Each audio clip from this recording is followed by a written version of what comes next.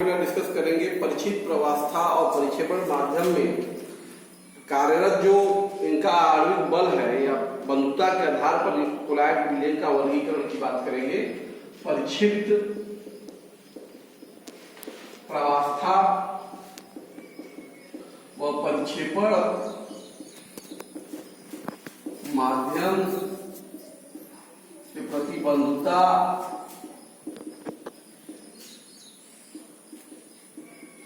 के आधार पर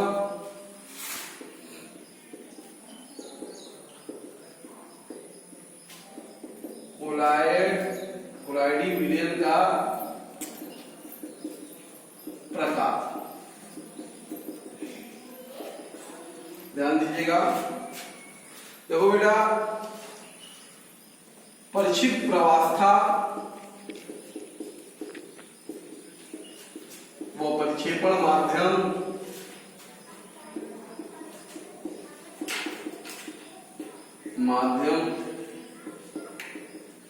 के प्रति बंधुता के आधार पर जो कोलॉइडी विलयन है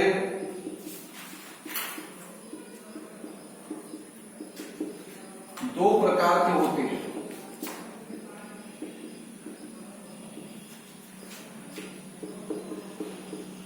दो प्रकार के होते हैं। सबसे पहला है उसमें द्रव स्नेही कोलॉइड और दूसरा है द्रव विरोधी कोलॉइड।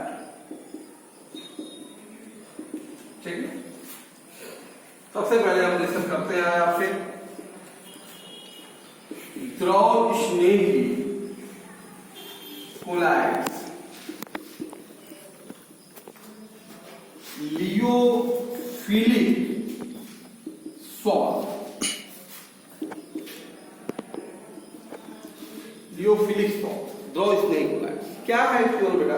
देखिए, वे पदार्थ जो द्रव के संपर्क में आने से, भाई द्रव स्नेही मतलब द्रव के प्रति आकर्षण जो रखता है, स्नेह रखता है, आकर्षण रखता है, तो जो पदार्थ द्रव के संपर्क में आने पर आसानी से विलयन का निर्माण कर देते हैं, तुरंत ही विलयन में घुल जाते हैं, विलयन बना लेते हैं, तो उसे हम क्या कहेंगे?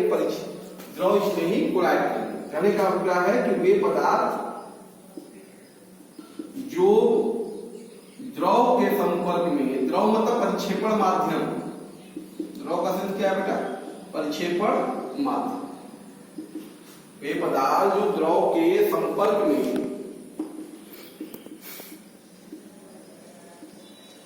आने पर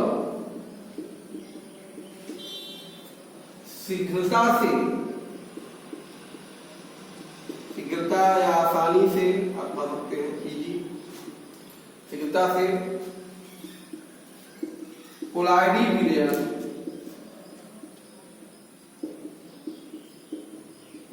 का निर्माण कर लेते हैं,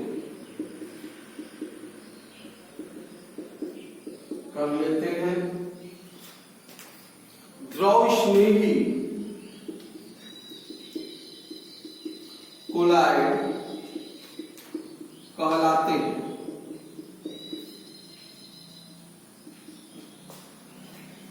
द्रव स्नेही जो पदार्थ आसानी से द्रव के संपर्क में आएगा, संपर्क में आते ही तुरंत ही विलयन का अगर वो निर्माण कर ले रहा है तो क्या कहलाएगा? द्रव स्नेही कोलॉइड। देखिए, द्रव ये कोलॉइड जो होते हैं बेटा, ये स्थिर होते हैं,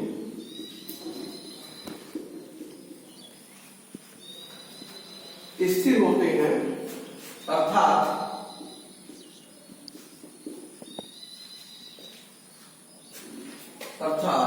ये स्वस्थायी होते हैं, स्टेबल है। द्रव स्नेही कोलॉइड क्या है? स्टेबल बेटा, ये स्वस्थायी, सेल्फ स्टेबल,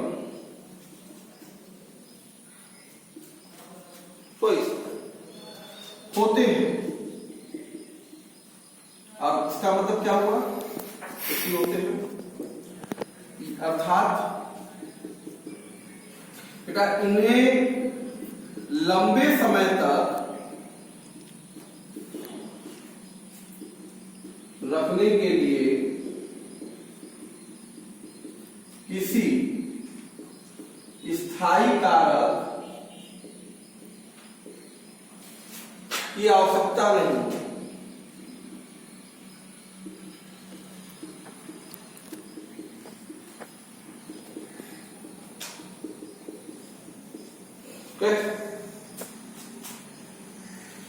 देखो बेटा ये स्थायी क्योंकि है, द्रव स्नेही कोलाइड हमारे क्या है, स्थायी है, इसलिए इनका द्रव स्नेही कोलाइड का स्कंदन, स्कंदन माने अवक्षेपण, अवक्षेपण आसानी से नहीं होगा, से नहीं होगा, परंतु आसानी से नहीं होगा, लेकिन परंतु वाष्पन या किसी विधि द्वारा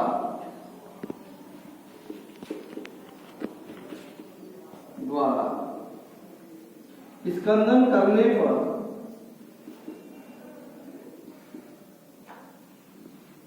कराते हैं तो पदार्थ, तो द्रव स्नेही कोलाइड, पदार्थ का मतलब क्या, द्रव स्नेही कोलाइड परिक्षेपण माध्यम के, परिक्षेपण माध्यम के संपर्क में आने पर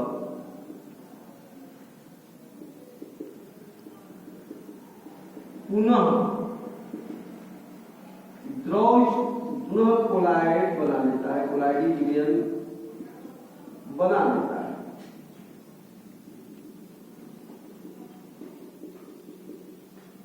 इसका मतलब यह हुआ, पहले स्कंदन आसानी से नहीं होता, अगर स्कंदन करा दिए तो अलग कर दिए, तो पदार्थ को आपने अलग कर दिया वाष्पन करा किसी माध्यम से, हाँ समझ में आ रहा है, तो फिर से अगर अलग हो गया तो भी फिर से वो पदार्थ क्या होगा, परिक्षेपण माध्यम द्रव के संपर्क में आने पे फिर से कोलाइड बना देगा।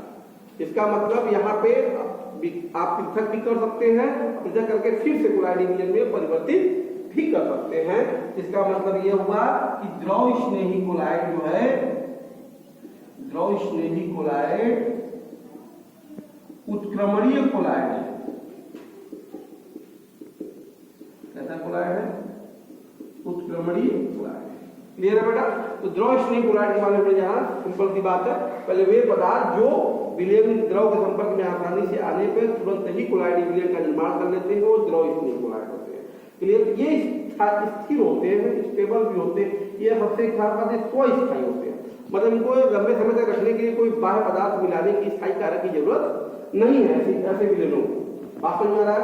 और सबसे बड़ी बात इनका स्कंदन आसानी से होता नहीं है, अगर स्कंदन किसी विधि द्वारा हम करा ले रहे हैं स्कंदन, तो निश्चित जानिए कि हमें क्या करना होगा, स्कंदन कराने के बाद अगर पदार्थ प्राप्त हुआ तो उस पदार्थ को फिर से द्रव के संपर्क में लाते हैं तो उसके साथ मिलकर फिर से कोलाइडी विलयन का निर्माण कर लेगा। इसका अभिप्राय है कि हमारे द्रव स्नेही कोलाइड क्या है, एक उत्क्रमणीय कोलाइड है, रिवर्सिबल कोलाइड। जैसे कौन कौन से इसके उदाहरण होंगे बेटा, जैसे भाई है गोंद, जेल, जैम, स्टार्च, अभिलेख, ये सभी के सभी हमारे क्या है, द्रव स्नेही कोलाइड की कैटेगरी में आते हैं। ओके, अपने सेकेंड हमारे पास जो दूसरा कोलाइड्स है कौन सा बेटा, द्रव विरोधी कोलाइड, लियोफोबिक कोलाइड्स, लियोफोबिक कोलाइड्स ठीक इसी का विपरीत होता है बेटा। तो हम कहेंगे वे पदार्थ जो द्रव के संपर्क में आने पर आसानी से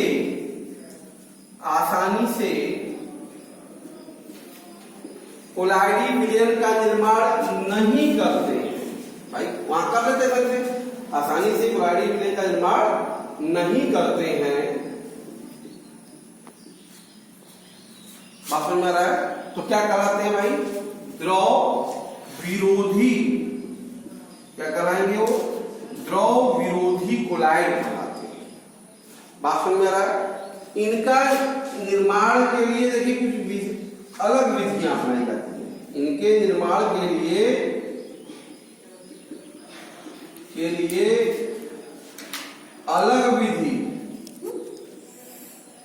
अलग विधि प्रयोग करते हैं। अलग विधि प्रयोग करते हैं।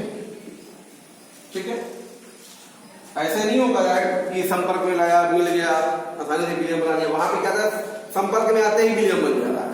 तो द्रव स्नेह यहां मैंने कहा संपर्क में आने पे आसानी से विलयन नहीं बनाएंगे, तो इसलिए द्रव विरोधी। तो बनाएंगे कैसे? कुछ विशेष विधियों का प्रयोग किया जाएगा। द्रव विरोधी कोलाइड सबसे खास बात है, देखिए ये जो है इन्हें लंबे समय तक रखने के लिए बात है मेरा, ये कम स्थायी भी होते हैं। आप ये समझिए, ये जो होते हैं ये द्रव स्नेही कोलाइड्स से कम स्थायी होते हैं। कम स्थायी होते हैं। द्रव स्नेही अधिक स्थायी है, जबकि एक द्रव विरोधी कोलाइड जो है द्रव स्नेही कोलाइड से कम स्टेबल होता है। क्लियर है? इन्हें लंबे समय तक रखने के लिए किसी स्थायी कारक की आवश्यकता होती है। क्योंकि स्थायी का यहाँ पे कोई स्थायी कारक, कोई रिएजेंट हमें प्रयोग करना पड़ेगा इनको लंबे समय तक अगर रखना है। किसको? द्रव विरोधी कोलाइड। देखो इनका जो स्कंदन होता है, देखो द्रव स्नेही द्रव विरोधी जो कोलाइड है हमारे पास बेटा, द्रव विरोधी कोलाइडों का अवक्षेपण आसानी से हो जाता है। आप ये समझिए, द्रव विरोधी कोलाइडों का स्कंदन जो है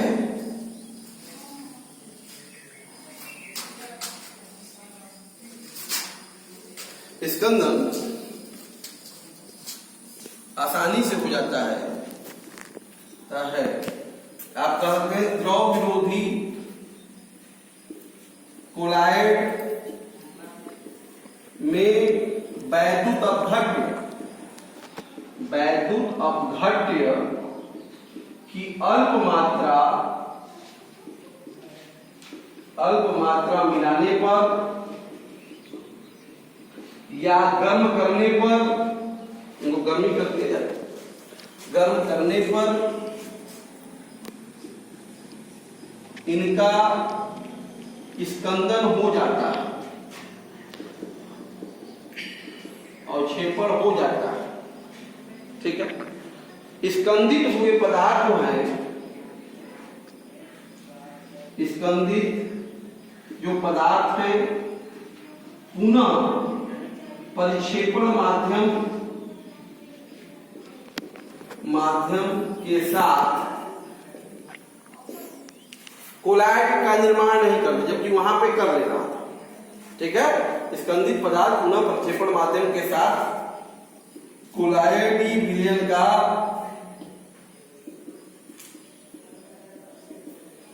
निर्माण नहीं करते हैं, नहीं बनाएगा दोबारा।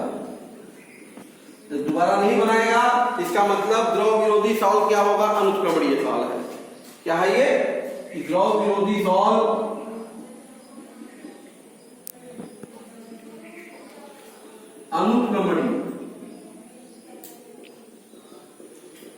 अनुक्रमणीय सॉल्व है, इरिवर्सिबल अनुक्रमणीय है ये। क्लियर है? जैसे एग्जाम्पल की बात करें, गोल्ड का सॉल्व, गोल्ड का कोलाइडिक विलयन, आर्सेनिक सल्फाइड का कोलाइडिक विलयन,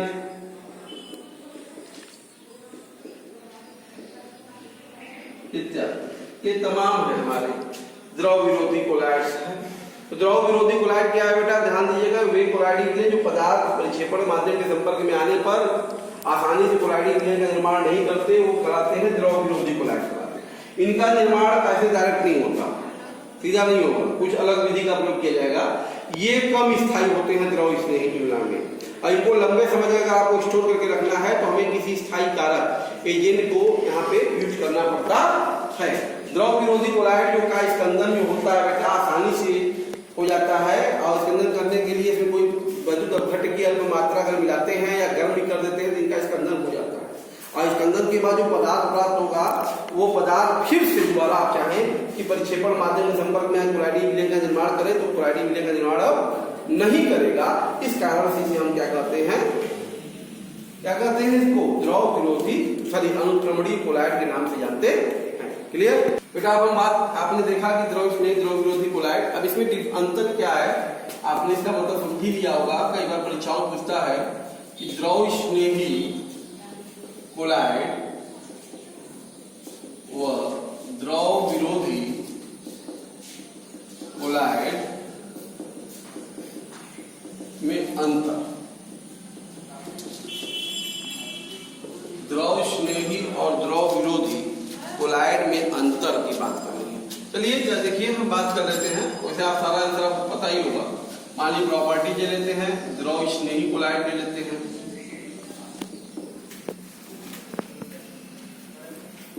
द्रव स्नेही कोलाइड और द्रव विरोधी कोलाइड।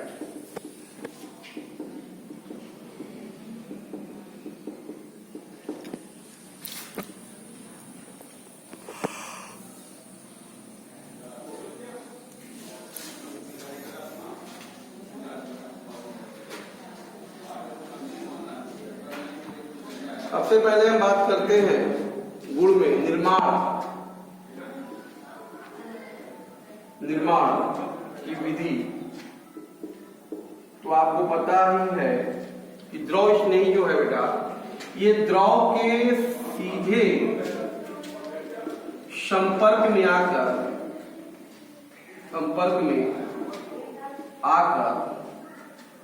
शॉल का निर्माण कर लेता है, आपको पता है। सीधा आ गया संपर्क में तो आसानी से घुल जाएगा, या सेक कर देंगे, विरोधन कर देंगे तो घुल जाएगा। जबकि यहां पर क्या है, द्रव के सीधे संपर्क पर कोलाइड विलयन का निर्माण नहीं करता, इसके लिए विशिष्ट विधियों का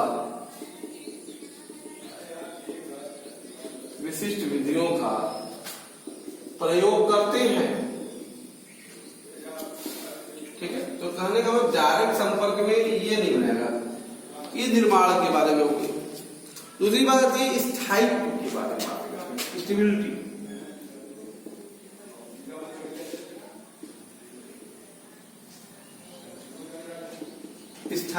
स्टेबिलिटी के बारे में बात करें, ध्यान दीजिए, ये जो होते हैं द्रव स्नेही कोलाइड जो होते हैं,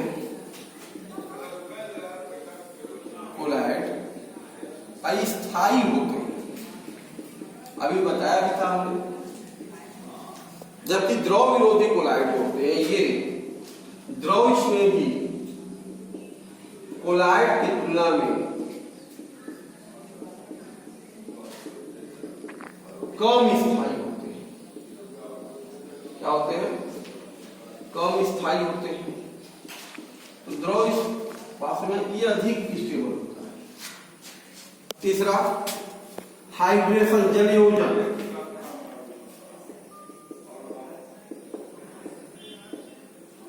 हाइड्रेशन मतलब जल से अभिक्रिया, जल से जुड़ जाना। नामे है इसका द्रव के प्रति आकर्षण, तो आसानी से इसका जलयोजन हो जाता है। इसका जलयोजन हाइड्रेशन हो जाता है आसानी से।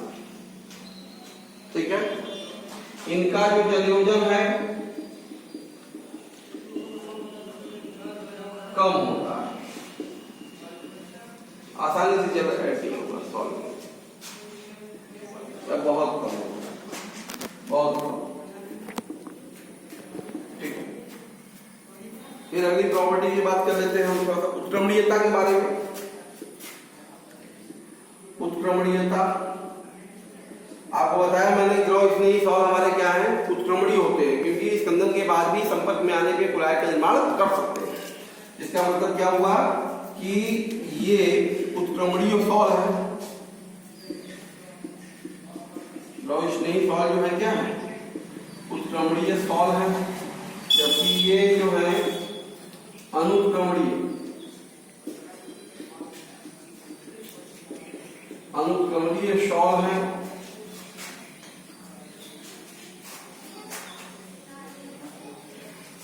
अगली प्रॉपर्टीज की बात करते हैं इसमें।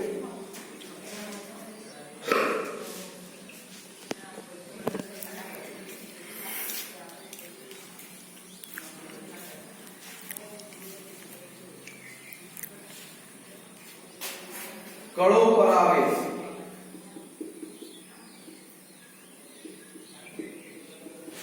देखो बेटा द्रव स्नेही जो भी सॉल्व होते हैं इनके कणों पर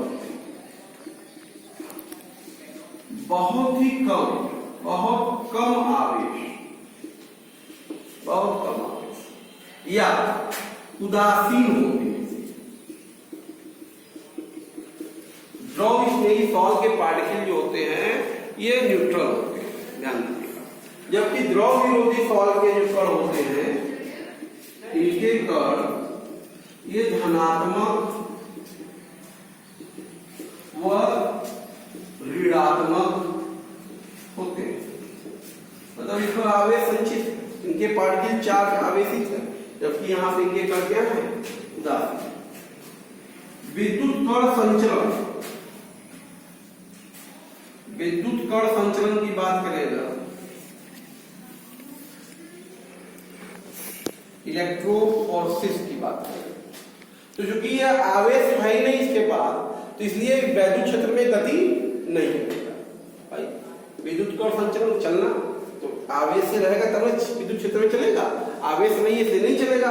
इसका मतलब क्या हुआ, ये इनका ये विद्युत कण संचलन नहीं करते, ये विद्युत कण संचलन नहीं करते, जबकि यहां पे क्या है, ये विद्युत कण संचलन करते हैं, क्योंकि इनके पार्टिकल जो है आवेशित है। तो ये प्रॉपर्टी थ्योरी प्रॉपर्टी है। तो ये द्रव स्नेही और द्रव विरोधी कोलाइड्स के प्रमुख गुण थे, इसको हमने देखा। ओके, अभी हम बात करते हैं आपसे कोलाइडी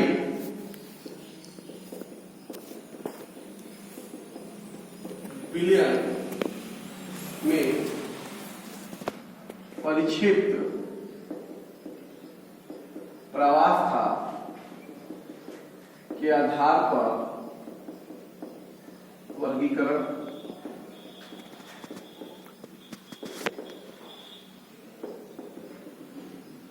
परिक्षिप्त प्रवास्था के कणों के आकार पर के आधार पर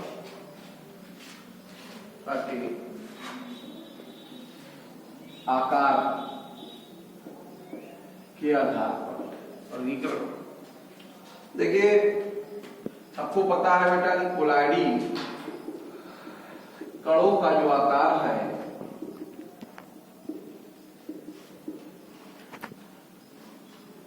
वो 10 के पावर -4 से 10 के पावर -7 सेंटीमीटर के मध्य होता है। ठीक है, आकार व रचना दोनों, ये आकार व रचना के आधार पर, ठीक है, स्ट्रक्चर। तो बेटा परिक्षिप्त कोलाइडी कणों के या कोलाइडी विलयन के, कोलाइडी विलयन के परिक्षिप्त प्रावस्था के आकार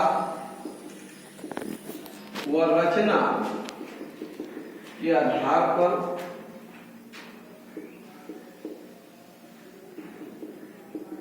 कोलॉइड 3 प्रकार के होते हैं।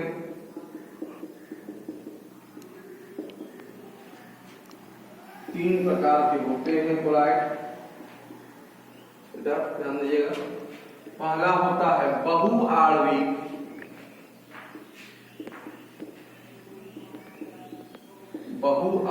कोलॉइड। दूसरा होता है बृहद आणविक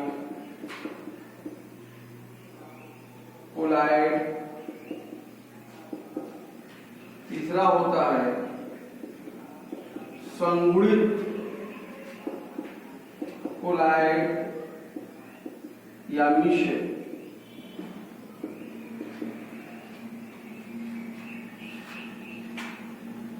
मतलब multi molecular colloid, multi molecular colloid, macromolecular colloids and associated colloids. ठीक है, जिसको हम अलग अलग देखते हैं। अब हम बात करते हैं सबसे पहले बहुआण्विक कोलॉइड्स के बारे में।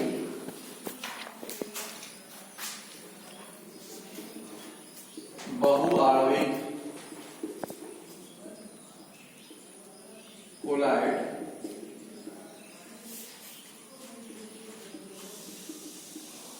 मल्टी मॉलिक्यूलर कोलॉइड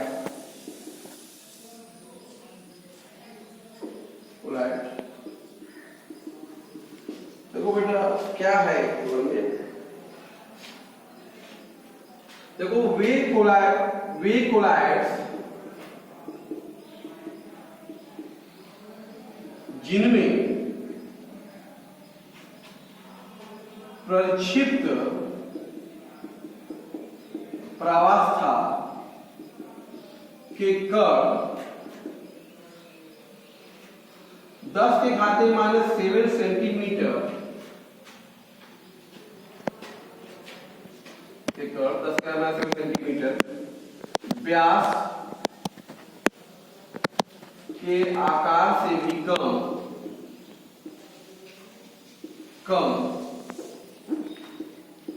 आकार वाले कण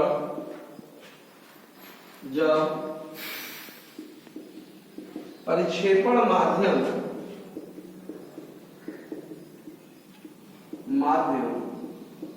के संपर्क में आते हैं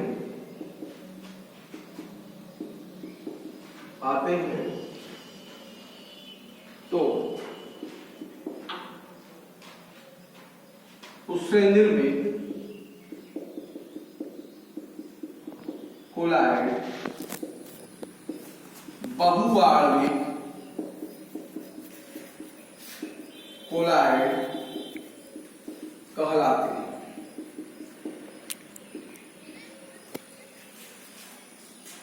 तो बहुत से जो कण हैं जो 7 सेंटीमीटर के आसपास के रेंज के, वे सब कण जब परिक्षेपण माध्यम के संपर्क में आएंगे और जो कोलॉइड बनेगा वो कहलाएगा मल्टी मॉलिक्यूलर कोलॉइड्स कहलाएगा। बात समझ में आ रहा है? क्या बात है? इस प्रकार के कोलॉइड्स में परिक्षेपित प्रावस्था की जो कण है ये दुर्बल वांडरवाल बलों द्वारा जुड़े होते हैं। दुर्बल वांडरवाल बल लगा होगा, वांडरवाल बलों से जुड़े होते। जैसे एग्जाम्पल में बात करें गोल्ड सॉल्ट, सल्फर सॉल्ट, ये सभी के सभी हमारे जो है बेटा ये बहुआण्विक कोलाइड्स होते हैं। ओके, बृहद आणविक कोलाइड्स,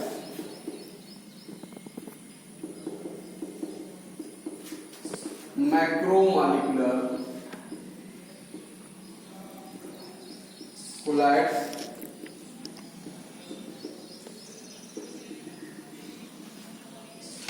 देखिए बेटा कुछ पदार्थों के जो कण होते हैं, कुछ पदार्थों के कण जिनके कणों का आकार कोलाइडी कणों के समान ही होता है,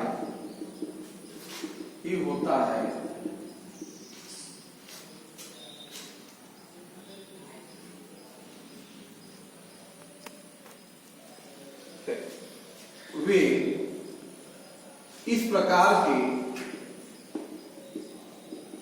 कोलाइड का निर्माण करते हैं।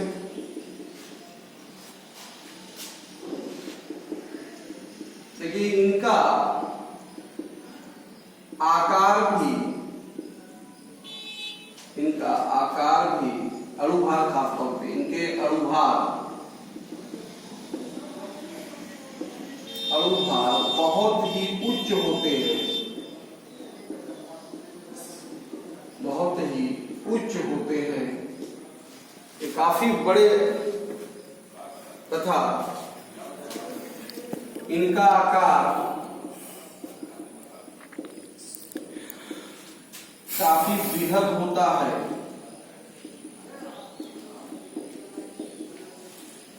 बृहद आणविक कोलाइड कहलाते हैं।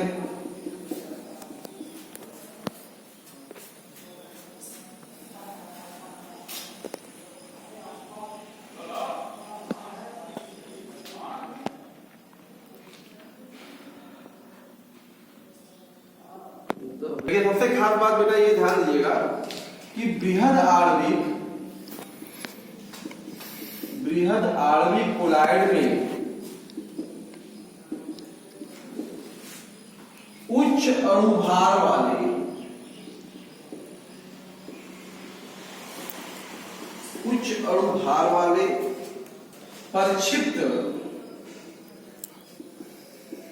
परिक्षिप्त प्रावस्था के कण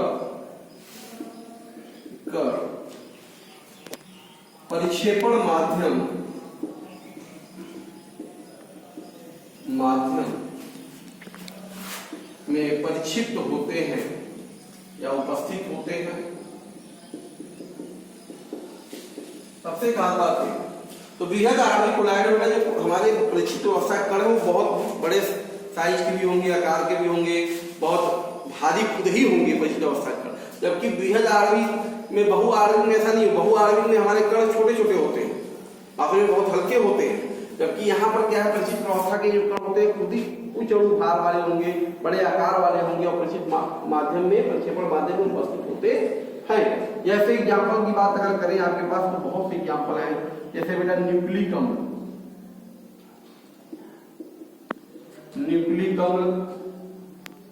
रबर,